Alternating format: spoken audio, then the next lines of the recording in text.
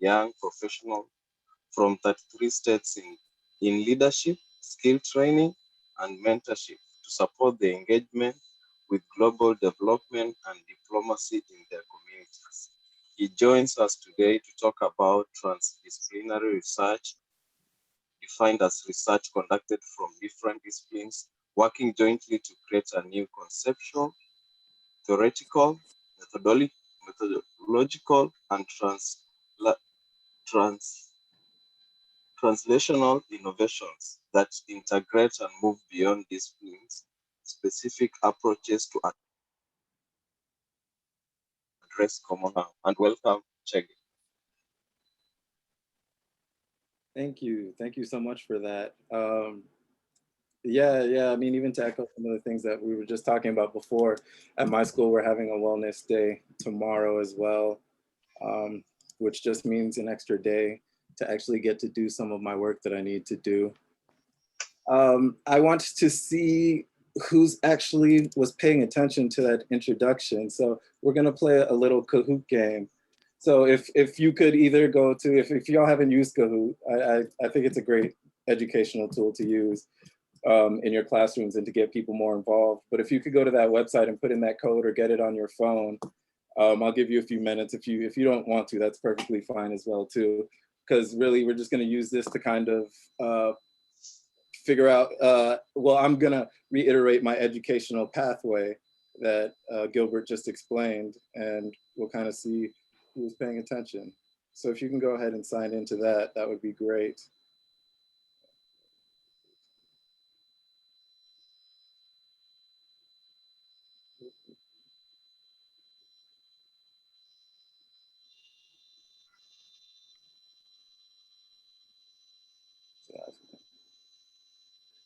Yeah, so while we're signing in, I know one of the main reasons that I was brought and asked to speak at this meeting is to talk a little bit about the award or the network that I just joined.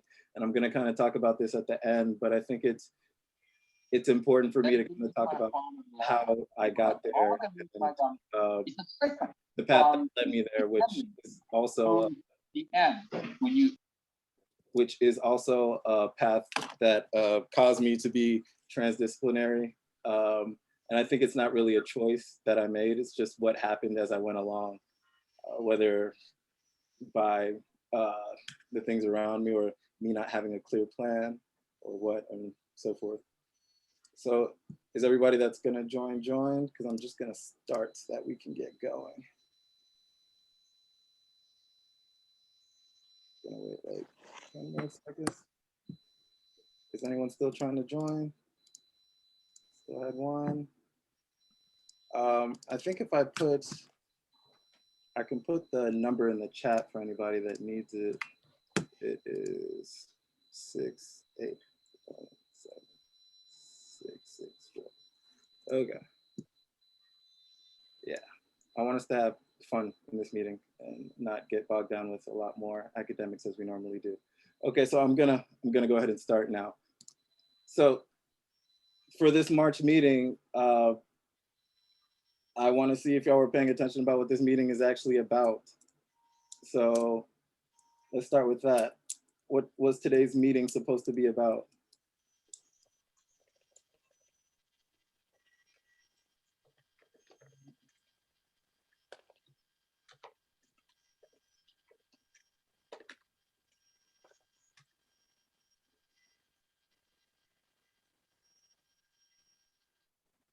Yep, transdisciplinary. So it wasn't a happy hour, it wasn't an evaluation meeting or where to find scholarships, but I'm sure that's something that we're gonna talk about soon. So whoever answers first usually gets the most points. And if you get it wrong, you lose points as well.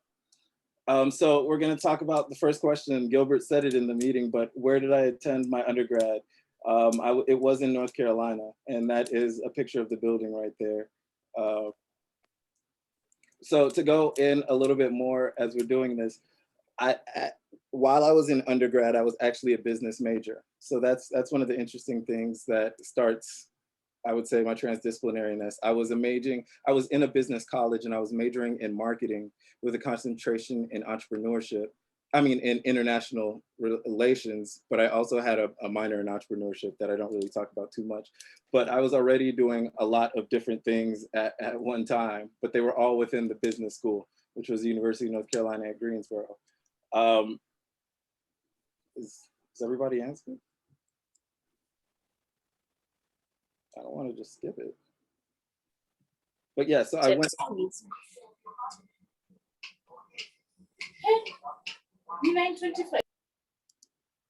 So it was the University of North Carolina at Greensboro. So at this time, I was actually nowhere in the field that I'm in. And right now I'm kind of in the STEM field. At this time, I was a business major at the University of North Carolina in Greensboro.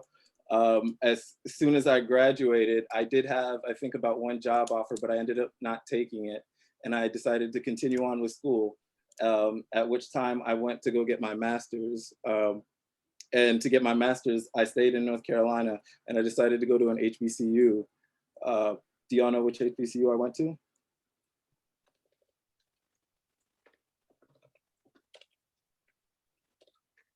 And I know we have some professors and other students here that go to HBCU, so they probably know.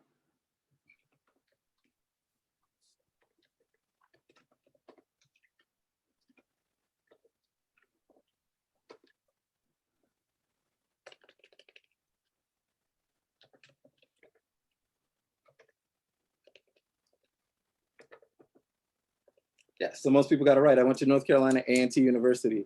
At this time, this was my first entrance into the STEM field, and this was my first entrance into land-grant universities, which are also really interesting and something you should look into if you're in the agricultural field.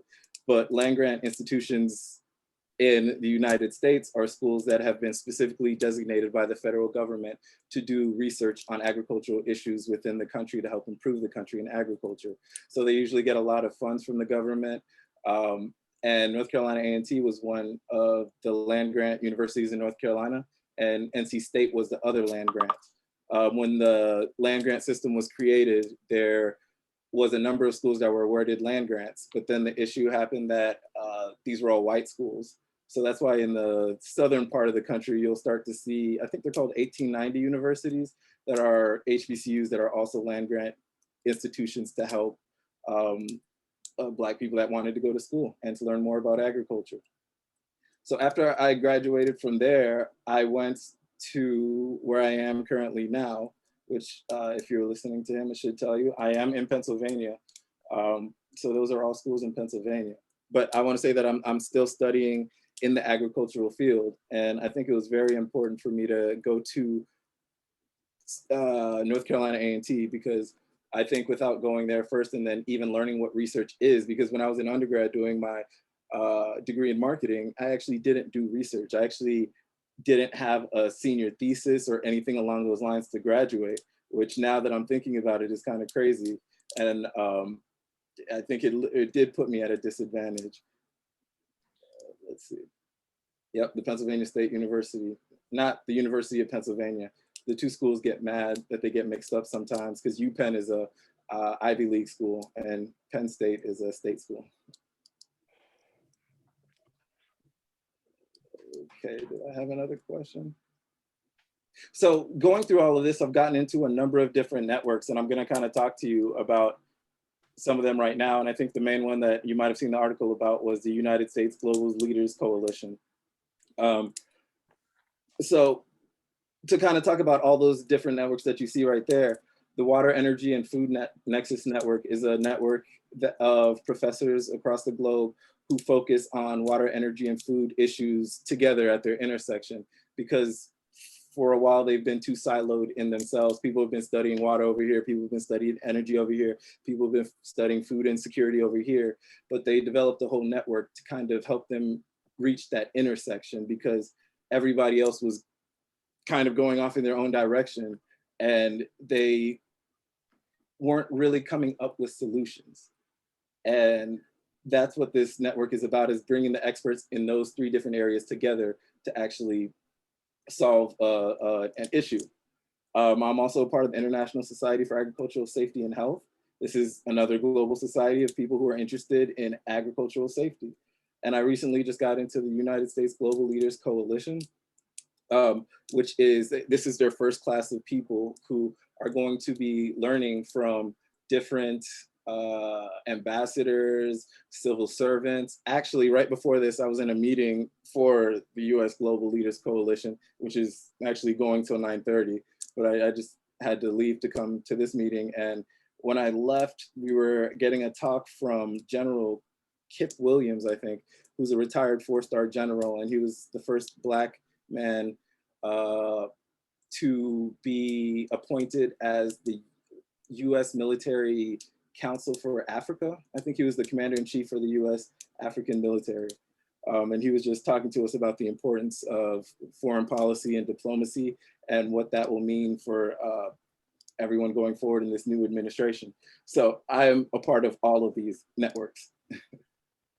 And so before I switch to my other PowerPoint, I wanted y'all to type in your answer right now. Just tell me what your major is and if you think you can make it transdisciplinary or not.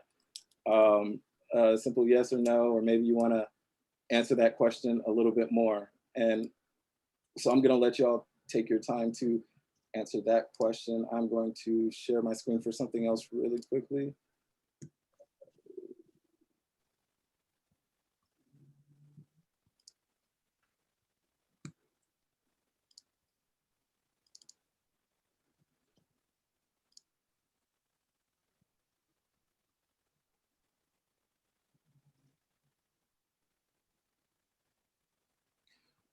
Okay, can you see my PowerPoint correctly? Is everything good on your end? Yep. Okay, so yeah, keep filling out that information. I'm going to talk about that a little bit later.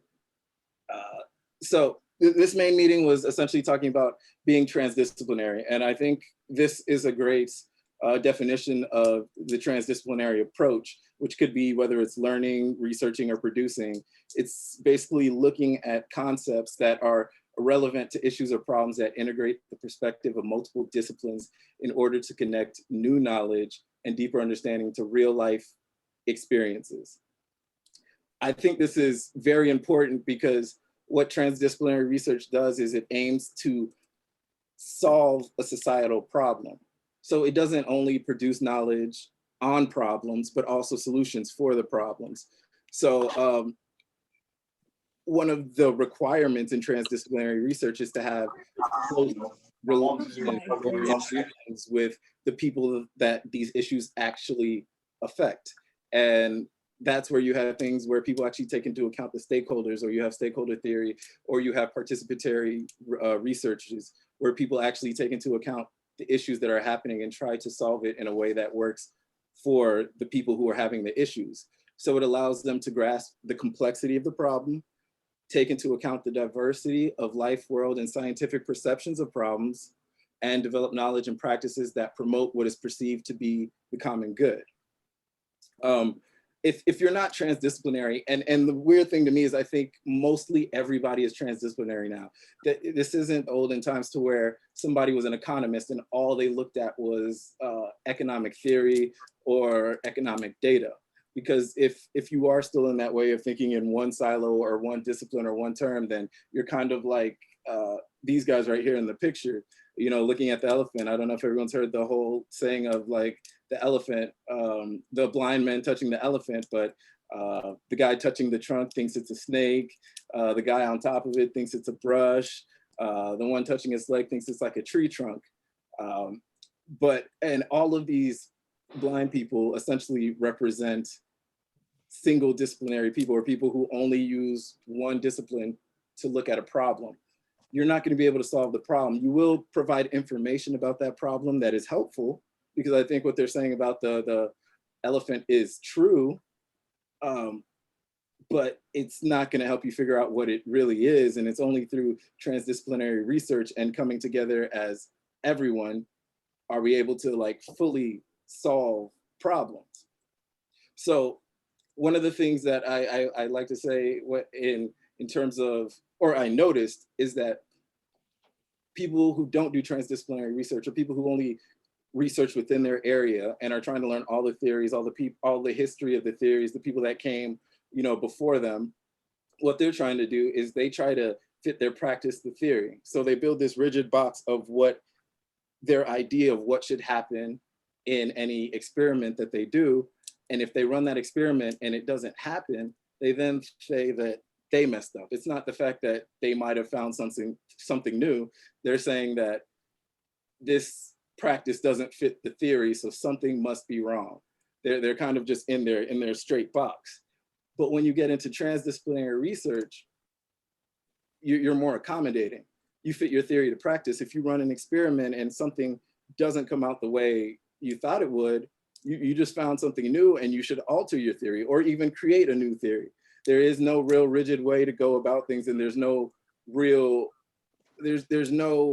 one answer fits all, no one level of methodological processes that you can use to answer every question.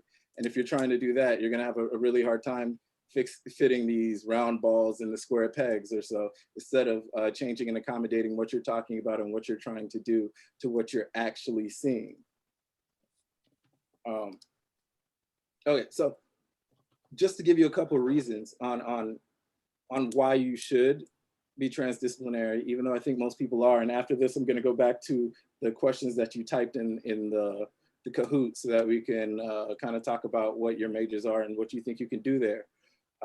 But one of the main reasons is that areas of work require it. In real life, collaborative approaches are needed to be effective, and being effective does not matter what your major or your job is. You need to know multiple things. Even people who are teachers now can tell you that even if they didn't get a degree in education and they got in something else, they had to learn a lot of things about education before they could actually teach. So teachers are transdisciplinary from the get-go. One of the second reasons is clients demand it. And clients can mean anything from students to consumers to your industry. And I'm trying to be broad here because I know we have a lot of different people here. But when you're dealing with an issue and you're dealing with people, clients or customers or people, or even stakeholders that you're studying, don't want to deal with multiple people. You know, somebody coming and then leaving, and then another person coming for a part and then leaving. And building that relationship is very important so that it doesn't interfere in their lives in their long term. So building that relationship so that they understand you requires you to do multiple things, or they'll find the person who can. Number three, financial constraints demand it. The way that we're moving, especially, and I'll just keep using universities as an example, low resources and for educational services that can't afford specialists in every position ask some people to be generalists and step into other positions that aren't really what they specialize in. So specialists then have to work across areas, teachers have to work across areas, you have to mix skills, and you have to mix them according to the context, not according to the discipline. And that's the interesting part. You'll figure out your discipline, but if you learn how to be transdisciplinary, then you can change what you're doing according to the context of what you're working with and who you're working with and how you're going to go about it. Number four, research funding requires it. I don't even think that needs to be explained.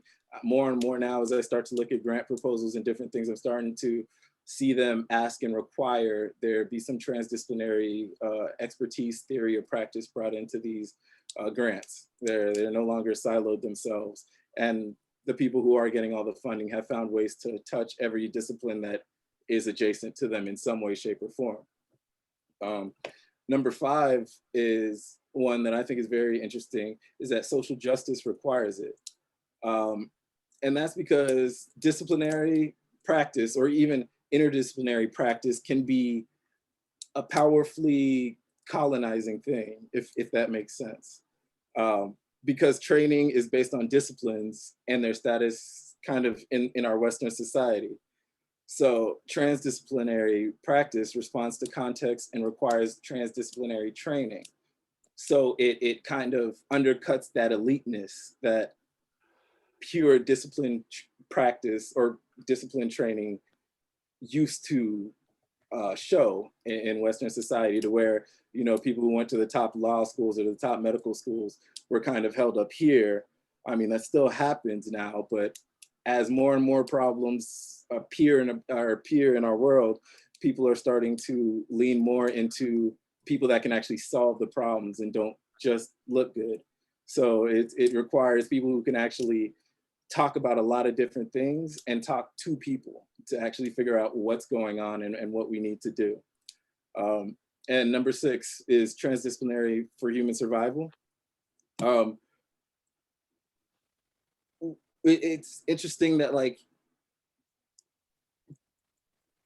I've been in the room with a lot of different disciplines and transdisciplinary people, and when all of those people start to get into the room, they start to realize that all sections of society must cooperate in order to solve problems of sustainability.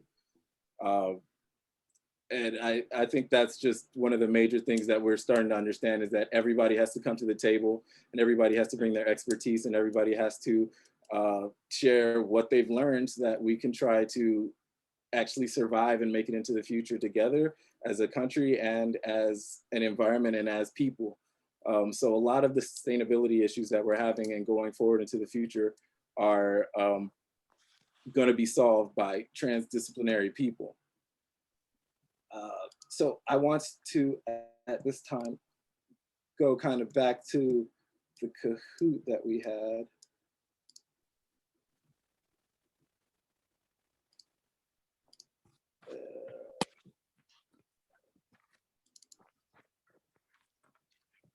Okay, so I've given a little bit of overview of what I believe about transdisciplinary research and why it's important. I think a lot of people in here already do transdisciplinary research. I mean, if you're using some type of mixed methods or you have a different theory than something that fits in your discipline, then you're probably doing something that is transdisciplinary. But so let's look at some of the cards. What is gerontology? I actually don't know what that is. Whose major is that? If you want to speak up and kind of say, what your major is and where you go to school, what you're doing. Kelly, that's my major. Okay, and what is it? Or so what is, I guess, what is your research and what is that major? My major is in the aging families, Okay. mostly the aging patterns from 50 to over 100. Okay, and do you feel like your research is transdisciplinary? Yeah, my research is, maybe I can say it's trans. Yeah, yeah. I mean, if you're dealing with, you said you're dealing with um, The the aging families, aging families, and what specifically are you looking at in terms of aging families? their aging patterns, the aging systems, diseases affecting the aging families from 50 to 100 and above. Mm, okay, yeah. No, and honestly, that is a very big area to study, especially in these coming years as we start to get more and more old people, and we're trying to raise the age of what is it, the average age of life. But even just looking at that, I can definitely tell that if you started to look a little bit into, say, some public policy stuff to figure out what are the laws towards old people, what are the laws in terms of running an old folks home, and how does that apply to uh, gronatology, and even what are some of the designs in terms of uh, chairs, mechanization for them to get around. And that's another way to even add in the engineering side of it as well. Um, but yeah, just looking all through this, I see a lot of different transdisciplinary issues and people. So there's artificial intelligence, and he's like, yes, I can make it transdisciplinary. Chemistry, getting into energy, water, food nexus, yes. 9 years old, I want to become a global historian, and I'm going to Kansas State University. Okay, so even just being a historian, you need to learn a little bit more than history. You need to know what caused that history and how things got to be where they are. So you might even get into some sociology that way. Um, and and software engineering, even that, yeah. All of this stuff is very important. So I say all this to say that as I was showing you my education path, you saw I went to a business school, and then I went into the STEM field where I was doing ag and environmental systems, and now I'm in an agricultural engineering building, and it's tough because I'm not an engineer. So there were a lot of quantitative stuff that I had to learn. There's a lot of modeling stuff that I had to learn, and it wasn't necessarily required, but just to be able to even understand what people are talking about and how they're talking about it, it was something that I needed to get my hands into a little bit. And I think that's the number one way that I've gotten to most of the places that I've gotten, and even this US Global Coalitions leadership thing that I got, that was purely from me just putting my hands in there and trying to see what's going on. And I think it's going to be very beneficial to me in the sense that now that I'm invited into these circles, I not only get to see what they're talking about, but how they talk about it. And both of those things are very important. Um, and so to kind of close and end, I would say that if if you want to be transdisciplinary, just talk to multiple people and see how you can get involved. In all three of my universities, I was very involved in different organizations all across campus, and I learned a lot. Um, some of those organizations definitely didn't, I would say, didn't add to my professional career or to my academic career, but just the information that I learned in there, I'll always keep in the back of my mind, and I never know when I'm going to use it. Um, and that's kind of the same attitude I took when I got here at Penn State.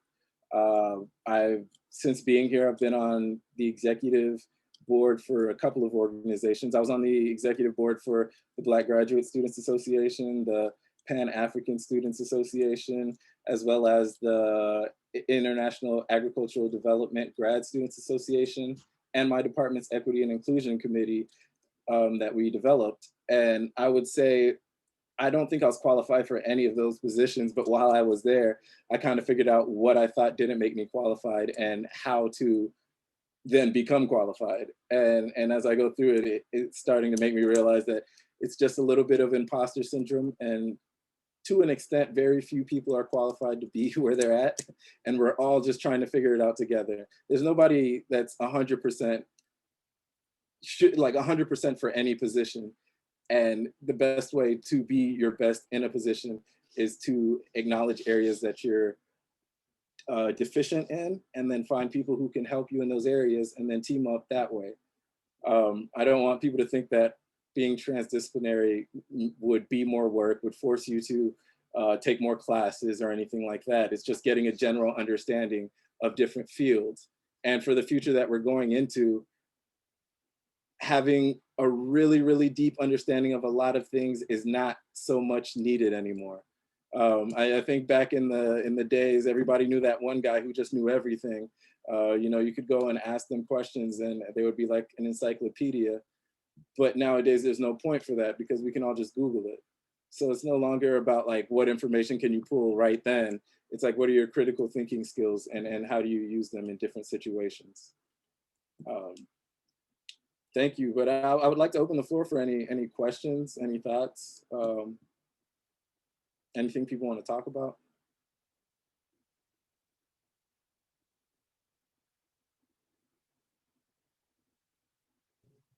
I'm reading some of the comments right now too.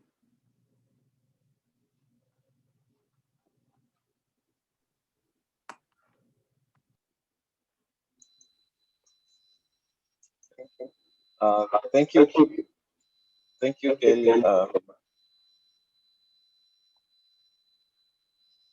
Thank you, Kelly. I think everyone listened to Kelly and what she was addressing us concerning transdisciplinary in our courses. Now we are opening up the floor for questions. So if anyone has a question to him, either him or anyone around, we have some of our mentors around. Kindly, you are free to shoot your question. Or if you have a comment or concern,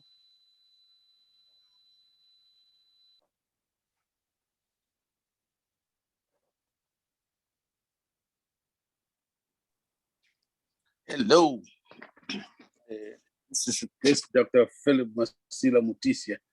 I had to just join because I know our speaker of the day has done a great job, and I just wanted to congratulate you. I was able to listen as I listened to the other working on another team, but that was a great presentation. I will actually listen to it once it's for the recording. And like I said before, young man, I'm recruiting you now for the DUT. So we have a position for you in DUT soon. So we need to apply, get in.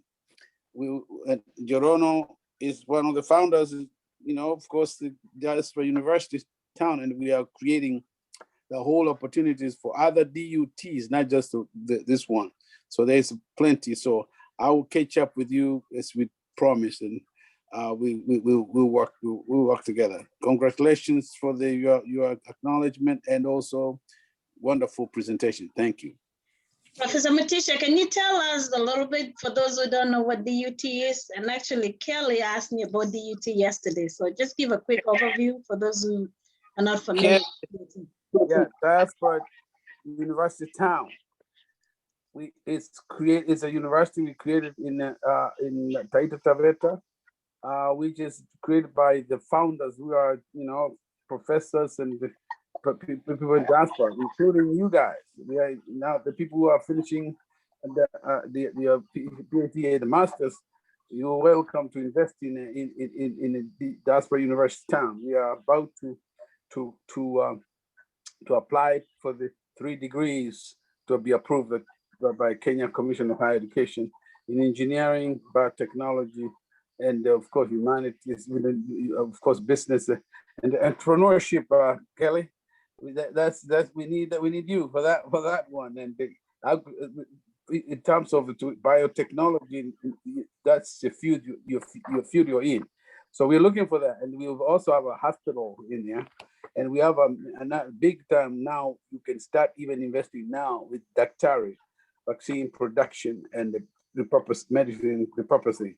So we will be the first people to produce the first vaccine and the medical laboratory to do repurpose medicine and pharmaceutical in Kenya, in Africa as a whole. So young people who are in pharmaceutical science, biotechnology, engineering, we need the researchers that will be then you giving back home, work while you're here, and also in Kenya.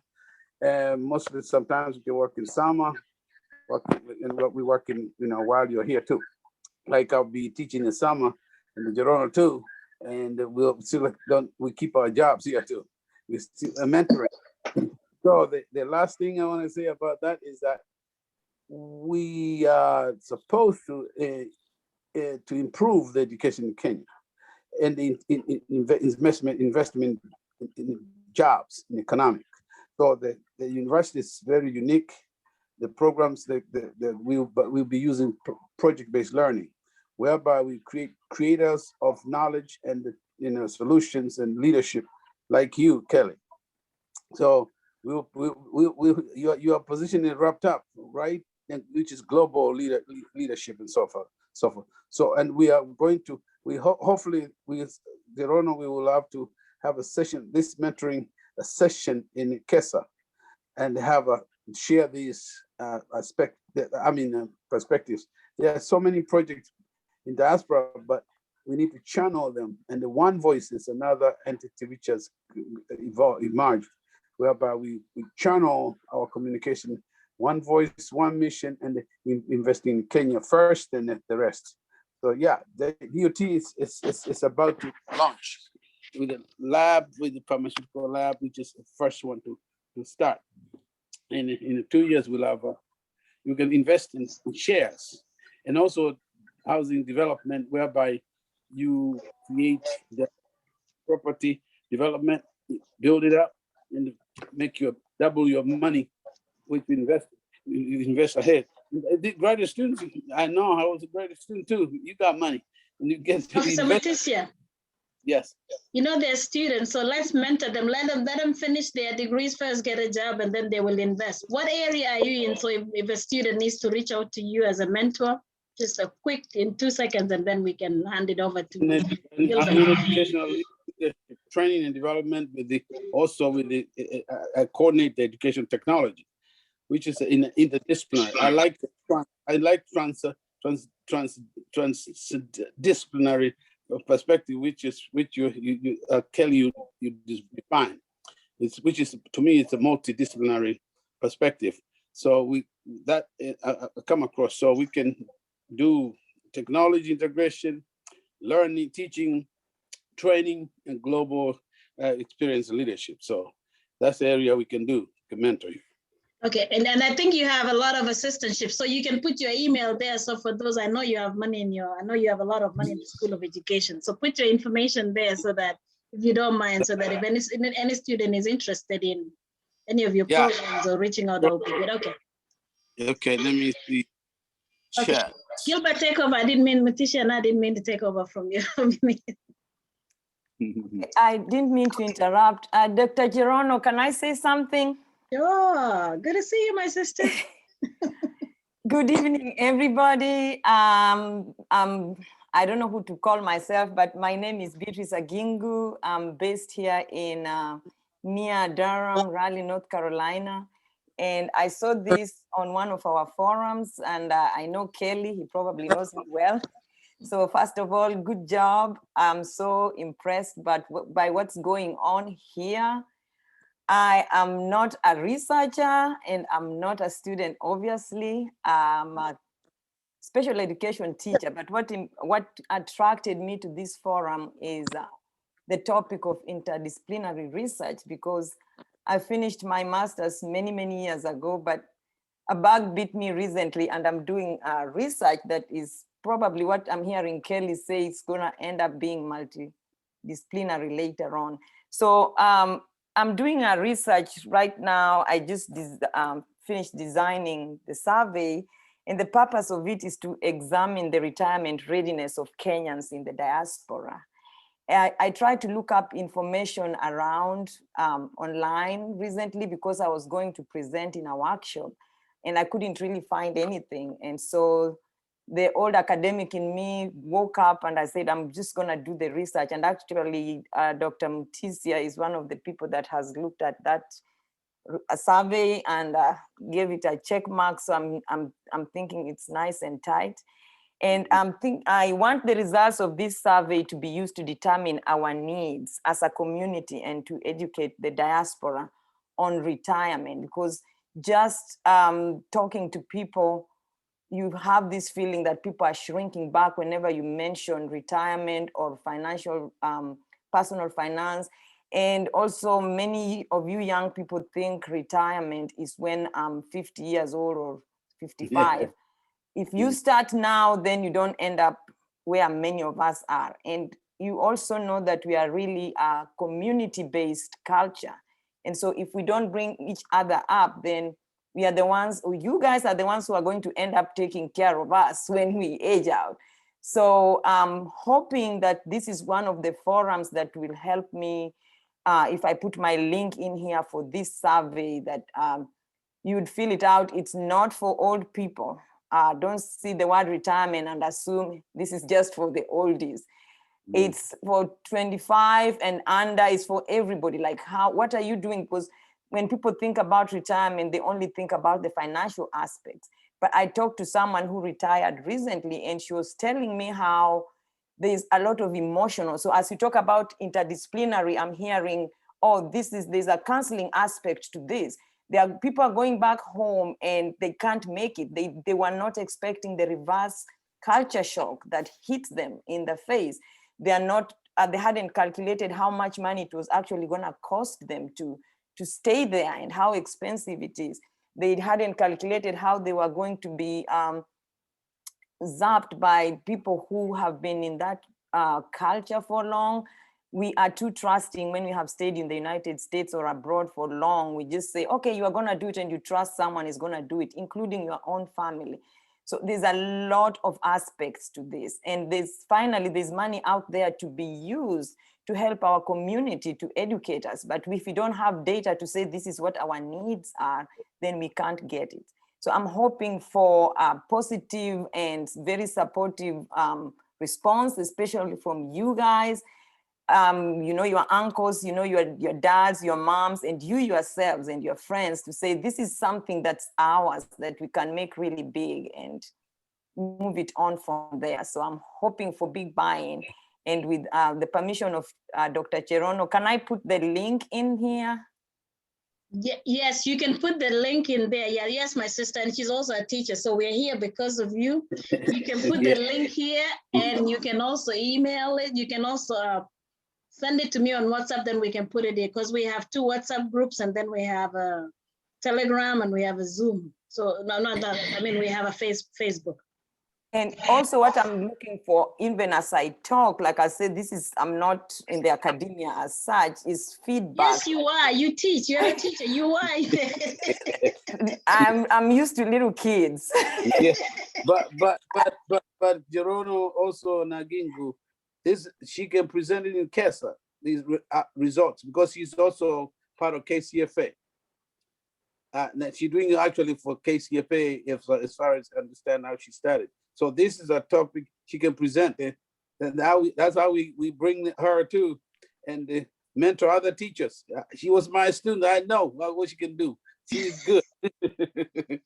I'm hoping it came. I don't know if it came. Did it come? Those of you who are computer savvy, do you see anything in there? No. Okay, let me try again. I hope I know what I'm doing, because can you paste into a chat? Because that's what I'm doing. Yes, you can. Yeah. Okay, so let me try. Kelly, let me ask you a question while she's doing that. I really want to thank you for that presentation. What are some of the challenges that you encountered, and when you're taking such a broad field with the interdisciplinary, transdisciplinary, and what is it that we as a community can do to help? Yeah, so I think some of the issues see what's going on. Disciplinary or so wide like that is that it's sometimes hard to find mentorship because you're not really in one discipline. I think what Kez is doing here is great, and I don't know if there's a way for the professors that we know to kind of publicize the opportunities they have, or even I don't know, because like you said, Professor Matusia has graduate assistant money, opportunities like that just being put out there, being resources that we feel like we can ask questions that we think are really dumb to, because we feel like we can't ask them to the professors we're around, or they will think we don't belong. But yeah, I think just like areas like this, and even the KESA conference, which could be a little bit more relaxed for people that aren't used to presenting, can take that time to, practice their presentations around people that they might feel more comfortable around than some of the other conferences that they go to. But I think this right here is one of the main ways that you can help, is developing this organization, developing the resources we have, and then also finding a way for us to be able to list the opportunities we have for people. Thank you. Can I follow up? Can I follow up on the same line of questioning that you had for Kelly? Kelly, very proud of you, young man. Great to see where you've been. My alma mater, North Carolina A&T. That's great. So, quick question for you, and actually, Dr. Cherono took the questions that were in my mind. Personal challenges and institutional challenges that you have faced. You've addressed those. But looking at your career journey, right, what fears did you have to overcome to be where you are today? Coming from, you started as a business, you went to agricultural college to do, I think, agricultural economics or something like that. Here you are at Penn State. It's not a straight career path, right? What obstacles did you have to overcome as a American Kenyan-born Kenyan American born, whatever you guys describe yourselves, to be where you are, that you can share with your fellow students in this forum? Okay. The main one that I'll say, and this is bigger than learning your studies, is you have to learn the culture. One of the things that I've started to learn is that even in grad school or PhD program, being smart doesn't help you because everyone's smart there. So then there are other things you have to kind of move towards the intangibles. So even as I was going from different areas to different areas, from the business school to being in STEM, and now to talking to civil servants, I started to realize like the conversations they have about certain things are completely different, and the way that they talk about them are completely different. Interestingly enough, in America, I think if people like you, that's really what you need. That's like the biggest part, is for them to like you. And if you can't even have a conversation because you're speaking two different languages, it's going to be hard for them to like you.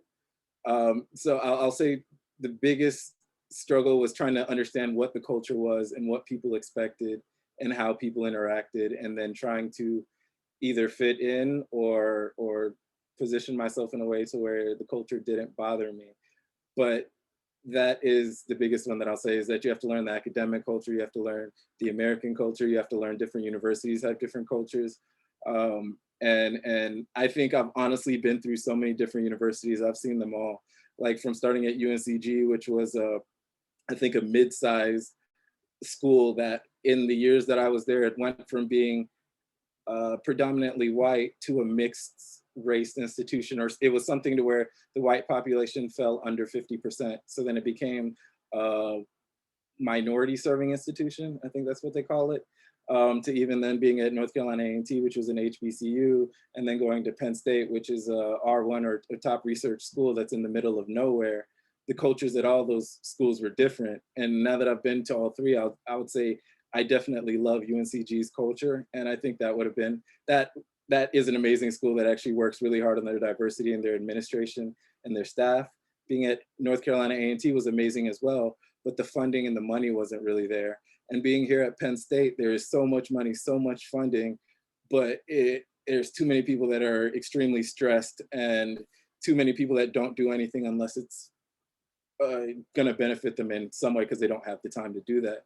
So understanding those different things in the different areas really helps. And even when going, say, into government, a lot of the things that I'm learning now about diplomacy is it's just about having conversations and getting people to like you. Wow, that's great, Kelly.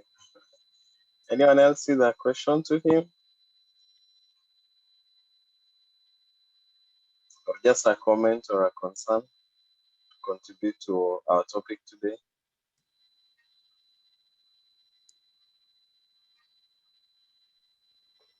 I don't like passing opportunities, so I'll use this one. But I would like possibly Professor Gerono to use a phrase that she used last week, or I listened to her on Facebook on KBC TV. There's one phrase that she used, but I don't know how she connected folding chairs and tables. I would like her to use that as an analogy of what Kelly has said, right? Because what Kelly is saying is, you are students, right? Been in this country for 30 plus years. I've gone through 3 institutions to be where I am today. And it's a question of finding your seat. Nobody's gonna find it for you. So Dr. Cherono, do you mind retelling that story of folding, whatever folding things you said? Give me a second. Let me find the whole thing, because I like to say the whole quote, right? Give me a Yes. second. I want to say the whole thing here, but I know the folding chairs part, but I want to say the whole thing. Okay. You can have somebody else do that while give me a second. The students are very quiet. I know. Because we've been on Zoom all day today. Well, Are you all zoomed out?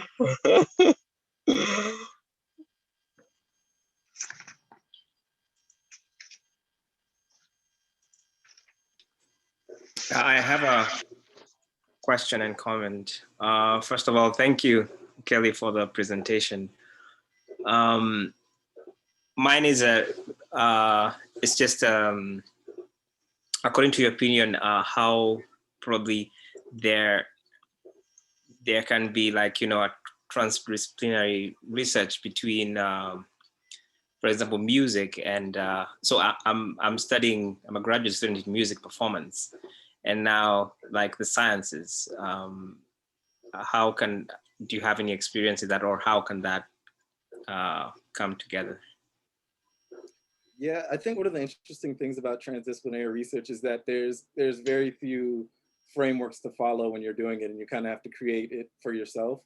But just off of what you were talking about, I did know about this. I don't know if it was a researcher or so forth, but he created this company that was trying to connect performance art with scientists, to where when scientists gave verbal or gave oral presentations, they also had performance art happening behind them to try to combine those two together.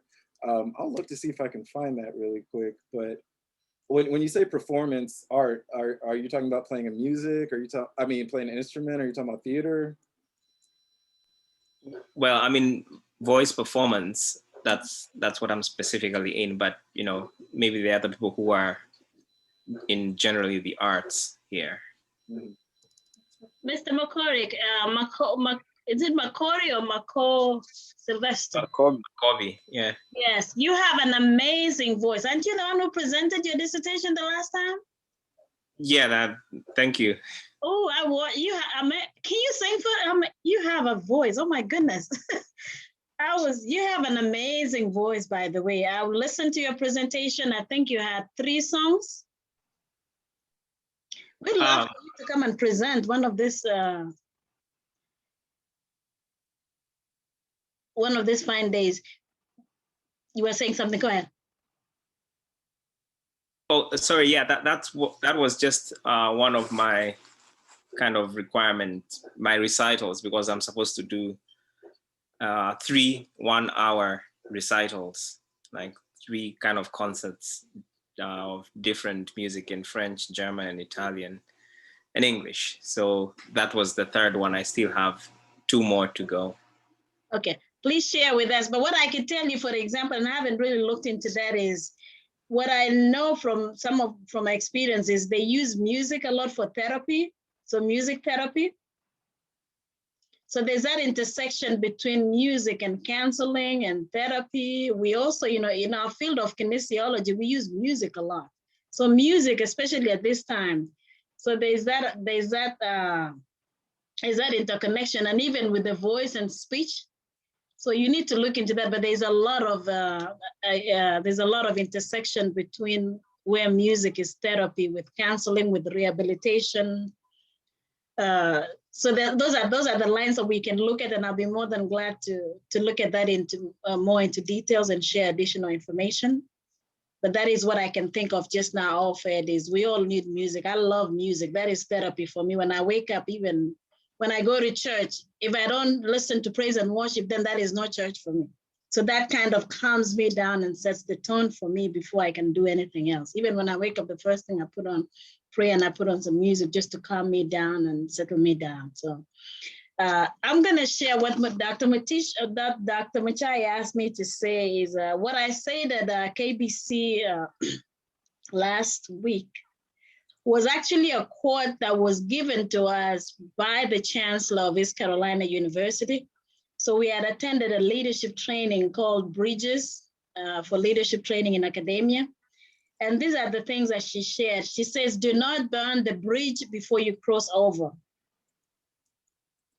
or the bridge behind you. You know, if you look at all of us can reflect, how many bridges have you crossed? How many bridges have you crossed from the time you left Kenya or from the time you grew up? You know, we've come from so far. We have crossed so many bridges. So let us keep those bridges, those mentors, those people who assisted us, everybody who has been there part of, you know, every step of the way. Let's not burn those bridges, and let's not, let's not burn those bridges, the ones that we've crossed and those behind us, because we need each other. And that's actually one of the reasons that I do what I do because I'm like, when I look back, I cross those bridges and people help me. So I want to be that bridge for somebody. It also says, don't forget the bridge that brought you over. What has brought you this far? As you sit here today, what bridge has brought you over today? What has brought you this far? Is it a praying mother? Is it a teacher who mentored you? Like Mrs. Agingo was saying, she's not a researcher, she is. Those are the bridges that have brought us here today. So look back and reflect on those bridges that have enabled you to be here today and tonight. And let us acknowledge, let us appreciate them, and let's see how we can, support them. And then the third one is, do not be afraid of crossing bridges. This is a good example of what Kelly is doing. He's crossed many bridges. I mean, it takes a lot of courage for somebody to do this degree in undergrad. Because I remember you went to UNCG, actually, that was my alma mater. And then you came to A&T, that's where I was teaching. And then now you're at Penn State. That's a lot of, you're not afraid of crossing those bridges. So you've come so far, wonderful students. You've crossed so many bridges. And don't be afraid, keep crossing them, keep jumping them. They're gonna be high, they're gonna be low, but don't be afraid of those bridges. We're here to hold your hand. Some of us, when we came to this country, we had no support. We had no help. But we're here today. Look at how many adults are here, how many professors are here. We don't have to be here, but we're here to say, we're gonna hold your hand as you cross those bridges, and don't be afraid. And then the last one is that, I don't know why I keep calling you Matisha Muchai. Matisha Muchai is that if they don't give you a seat at the table, bring your folding chair. Bring your folding chair. And I'm going to allude to what Kelly, that award that Kelly applied for. There are so many seats at the table that we as young people, let's get to the table, sit on those committees, network, connect to those resources on campus. If they don't give you an opportunity, bring your chair, bring yourself to the table. I've never turned away a student for coming and asking to do something. I'm a department chair. We have a lot of programs, graduate and undergraduate. I've never turned away a student who comes to me and says, Dr. Teacher, I need help. Do you have anything? I'll go out of my way to create a seat at the table. So don't be afraid, bring your folding chair. If you need us to support you, to help you, we're here. Okay, I'll be quiet. Muchai, am I good now? Okay. Sorry, I was muted, but I was just gonna say that is perfect because that analogy remained in my head. That if there is no seat, I'm gonna bring me a folding chair and I'm going to sit there until I find me a seat. If they don't give me a seat, I'm gonna find me a seat. So find yourself a seat somewhere. Kelly did it. Others have done it. You can do it. Thank you. Thank you, Dr. Mchai, for that, and Professor Gerono for that. As we go on, I appreciate all the students that are here. I know some of us are struggling speaking up, and the more we continue keeping quiet, the more we lose out, because this world is not waiting for us. You speak up, people know what is going through your mind, you get help. As Professor Cherono said, we have a lot of mentors around. They are missing mentees. Imagine people asking for people to mentor. We are here kindly. The way I requested, let's have our names, our areas, and our institution on the chat box so that we get to have that biodata, so that the faculty members who are here are able to link with those who need help, those who need counseling, those who need direction in their area.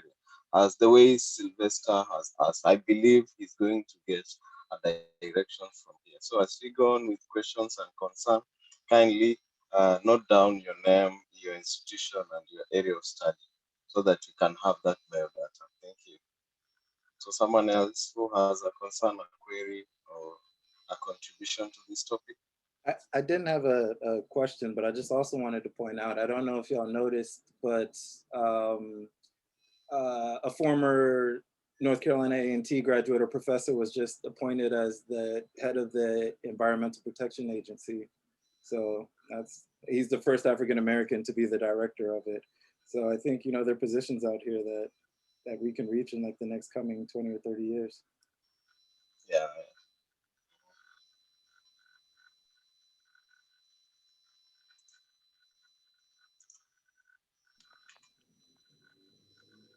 Hey, I just want to share something. So, can you hear me? Yes, we can hear you. Dear. So yeah, thank you so much for the presentation, and thank you for just coming out to share. Sometimes all we need is a platform where we can speak what we have, and it just takes that for people to realize that, I'm not in this struggle alone. So you see, like how we are all gathered here together. Just think that our individual problems, even those people whom you think that they're really successful, they have gone through a lot, like a lot. If people opened up to share their individual stories, to be where they are, you'll be so surprised. I mean, I can give, for example, my story. Like I have a long story, but just a very particular one. To be where I am today, I'm doing my PhD in organizational leadership at Grand Canyon University. So my master's is in human resource management. So actually the reason I was propelled to get my doctorate, I used to work for a bank somewhere, and this opportunity came up. They needed someone in HR, and I had a master's. I was just completing my master's in human resource.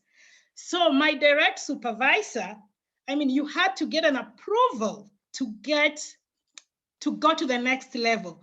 So when this opportunity came up, even though I qualified, she said, you know what, Evelyn, nope. I don't think you really need to apply for that job. So because that's way higher than what you're doing right now. So you just have to wait. Like I cannot recommend you. Technically, she was saying she couldn't recommend me, that I needed to do something else, get there for 2 years, get to another level, stay for 2 years, get experience before I could apply for that. I remember just getting very emotional and telling her, you know what? I have a master's now. I'm going to do my PhD.